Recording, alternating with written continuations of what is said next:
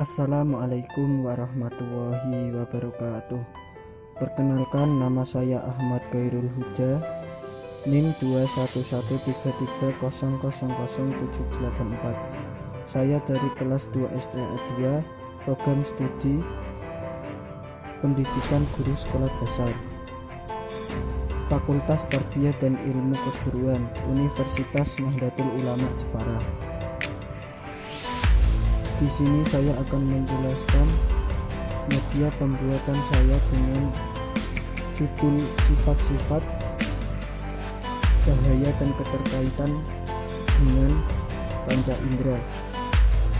Tugas ini guna untuk memenuhi mata kuliah media pembelajaran inovatif. Yang saya akan jelaskan yaitu sifat-sifat cahaya dan keterkaitan dengan indera penglihatan.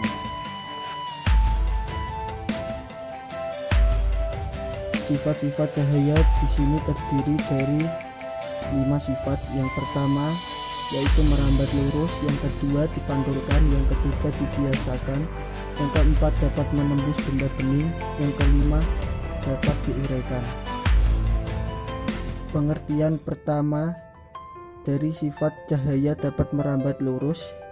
Sifat cahaya yang merambat lurus akan terjadi jika melewati satu medium perantara. Contoh seperti gambar di samping, yaitu ketika menyalakan senter ke depan, maka cahaya akan merambat lurus sesuai dengan arah yang diinginkan. Pengertian sifat cahaya yang kedua yaitu cahaya dapat dipantulkan. Cahaya yang dapat dipantulkan adalah sebuah proses terpancarnya kembali cahaya dari permukaan benda yang terkena cahaya. Contoh paling sederhana dalam kehidupan sehari-hari, cermin datar dapat digunakan untuk bercermin. Lihatlah contoh gambar di samping. Pada saat bercermin, kamu dapat terlihat di cermin karena cahaya yang berasal dari kita dipantulkan ke cermin, kemudian oleh cermin dipantulkan kembali ke mata. Hal ini merupakan salah satu sifat cahaya, yaitu cahaya dapat dipantulkan jika mengenai suatu permukaan. Permukaan yang dimaksud di sini yaitu benda apa saja yang terdapat di depan cermin akan terlihat. Sifat cahaya yang ketiga yaitu cahaya dapat dibiasakan. Pembiasaan di sini adalah proses pembelokan arah rambat cahaya ketika melewati dua medium yang berbeda kerapatannya. Contoh sederhananya yaitu sendok yang dimasukkan ke dalam gelas bening akan terlihat bengkok. Fenomena seperti ini bisa terjadi karena posisi sendok sebagian berada dalam air dan sebagian lagi di ruang udara. Air adalah medium dengan kerapatan optik lebih besar dari udara. Sesuai teori pembiasaan, cahaya yang berasal dari medium yang lebih renggang ke medium lebih rapat akan dibiaskan mendekati garis normal. Hal ini terjadi pada sendok yang dimasukkan ke dalam gelas berisi air putih. Pengertian sifat cahaya yang keempat yaitu cahaya yang dapat menembus benda bening. Benda yang bening adalah benda yang dapat ditembus oleh cahaya. Contoh sederhana seperti gambar yaitu cahaya yang menembus kaca atau gelas bening.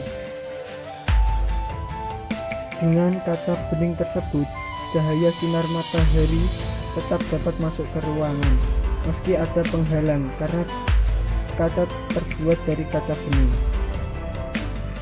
Cahaya dapat menembus benda bening hanya kepada benda-benda yang bersifat bening seperti kaca, gelas, ataupun yang lain, kecuali benda yang gelap, karena benda yang gelap tidak akan bisa menembus, melainkan akan memantul dan membentuk bayangan pada benda.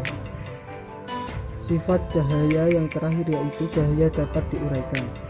Cahaya yang bisa diuraikan adalah bentuk pemisahan cahaya yang tampak menjadi cahaya dengan warna-warna berbeda. Contoh yang sederhana adalah terjadinya pelangi.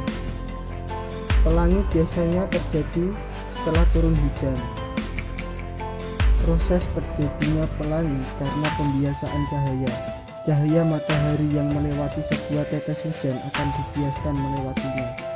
Nah, proses pembiasaan ini yang memisahkan cahaya putih menjadi warna spektrum. Warna spektrum adalah warna merah, jingga, kuning, hijau, biru, nila, ungu. Mengapa pelangi berwarna-warni dan bagaimana proses terbentuknya pelangi? Sebab pelangi muncul karena butiran-butiran air hujan yang bertebaran di atmosfer pada saat sebelum atau setelah hujan terkena sinar matahari. Sinar matahari ini akan dipatahkan oleh butiran-butiran air hujan. Pada saat itu titik air hujan membiaskan cahaya dan menghasilkan deretan warna yang berbeda-beda. Setelah itu, penjelasan mengenai keterkaitan antara cahaya dengan panca indera. Seseorang dapat melihat benda pada saat benda tersebut terkena cahaya, dan cahaya yang mengenai benda selanjutnya dipantulkan ke mata. Cahaya mulai masuk melalui mata, yaitu pada bagian pupil.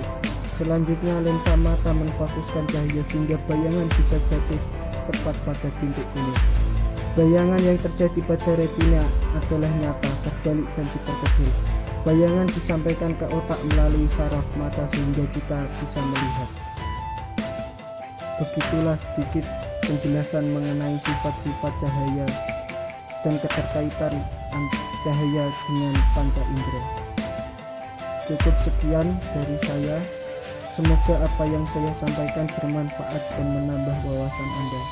Wassalamualaikum warahmatullahi wabarakatuh.